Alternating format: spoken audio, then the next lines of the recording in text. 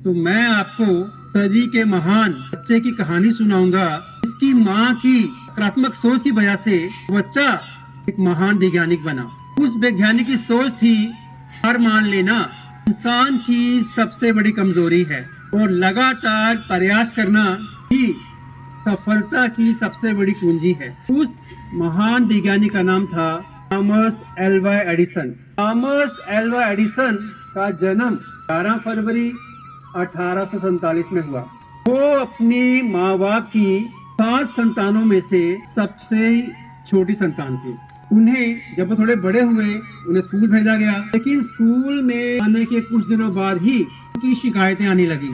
वो टीचर से सवाल पूछते और टीचर्स को लगता वो एक उदंड बालक है और शरारती बालक है। उनके पड़ोसी अंधबुद्धि बालक कहते थे। वो उनके सवाल इस तरह से होते थे, अगर पक्षी हवा में उड़ सकते हैं तो इंसान क्यों नहीं उड़ सकते। उन्हीं के इस तरह के सवालों के वजह से पड़ोसी उन्हें पागल और संकी कहा करते थे। एक दिन जब एडिसन स्कूल से घर वापस आए, उन्होंने एक कागज अपनी माँ को दिया। जो कागज उन्हें स्कूल से दिया गया था उनकी माँ के लिए। उनकी माँ ने वो कागज पढ़ा, उनकी आंखों में आंसू थे। उस पर लिखा था, आपका बच्चा मंदबुद्धि है, आज के बाद इस बच्चे को स्कूल मत भेजना। उन्होंने अपनी माँ से पूछा, इस कागज में क्या लिखा है। माँ ने अपने आंसू पोंछे और कहा कि बेटा, इस कागज में लिखा है आपका बच्चा बहुत ही बुद्धिमान है और इतने बुद्धिमान बच्चों को पढ़ाने के लिए हमारे स्कूल में ट्रेन टीचर नहीं है, लिहाजा आप इस बच्चे को घर में ही पढ़ाइए।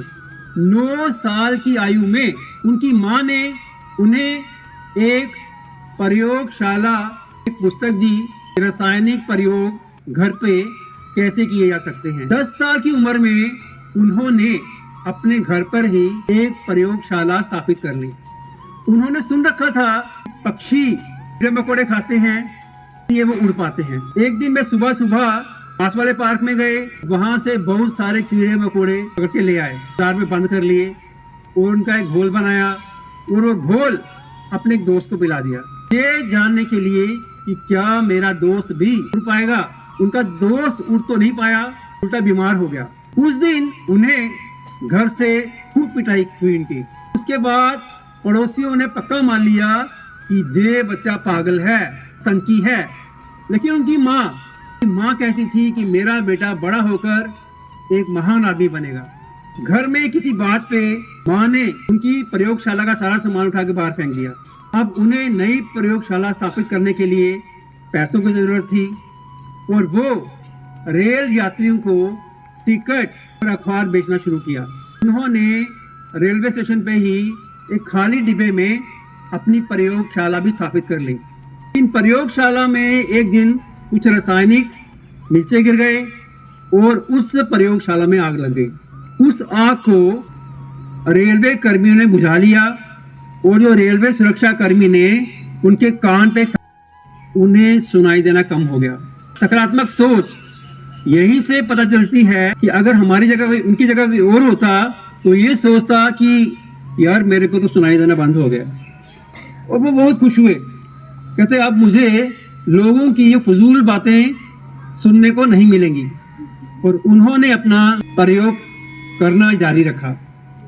15 साल की उम्र में उन्होंने एक एडिसन यूनिवर्सल स्टॉक प्रिंटर का आविष्कार किया और पूरी जिंदगी में उन्होंने 1093 आविष्कार किए। 32 साल की आयु में उन्होंने बल्ब का आविष्कार किया, जिसकी वजह से आज हमारे घरों में रोशनी होती है। उन्होंने बल्ब के आविष्कार करने में 1000 बार कोशिश की। जब उन्हें पूछा गया कि आप 999 बार फेल होने के बाद आप बल्ब बनाने में कामयाब हुए हो, तो उन्होंने कहा कि मैंने 299 ऐसे रास्ते ढूंढे जो सफल होने में कामयाब नहीं थे।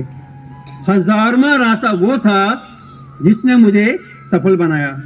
और 18 अक्टूबर 1931 में उनका देहांत हुआ। एक दिन जब आप अपने स्टोर में वो कुछ ढूंढ रहे थे, उन्हें वहां पे एक कागज मिला। ये वही कागज था जो स्कूल वालों ने उन्हें दिया था अपनी माँ को देने के लिए। उन्होंने उत्सुकता बख्श उस कागज को निकाला और पढ़ना शुरू किया कि मेरे बारे में क्या लिखा है। उस कागज पर लिखा था कि आपका बेटा मंदबुद्धि है, आज के बाद इसे स्कूल में कभी मत भेजना।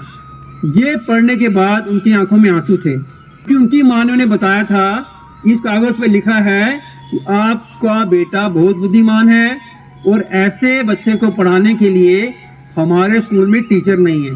तो काफ़ी देर उस स्टोर में बैठ के रोते रहे और लास्ट में उन्होंने एक डायरी पे लिखा, एक महान माँ ने सदी के एक मंदबुद्धि बच्चे को दुनिया का ग्रेट वैज्ञानिक बना दिया। है एक माँ की सकारात्मक सोच अपने बच्चे के लिए। इसी के लिए मैं माँ के लिए 4 पंक्तियां बोलना चाहूँगा। दुनिया का कोई भी रिश्ता छोटा या बड़ा नहीं होता। दुनिया का कोई भी रिश्ता छोटा या बड़ा नहीं होता, पर मेरी माँ के बराबर कोई दूसरा खड़ा नहीं होता।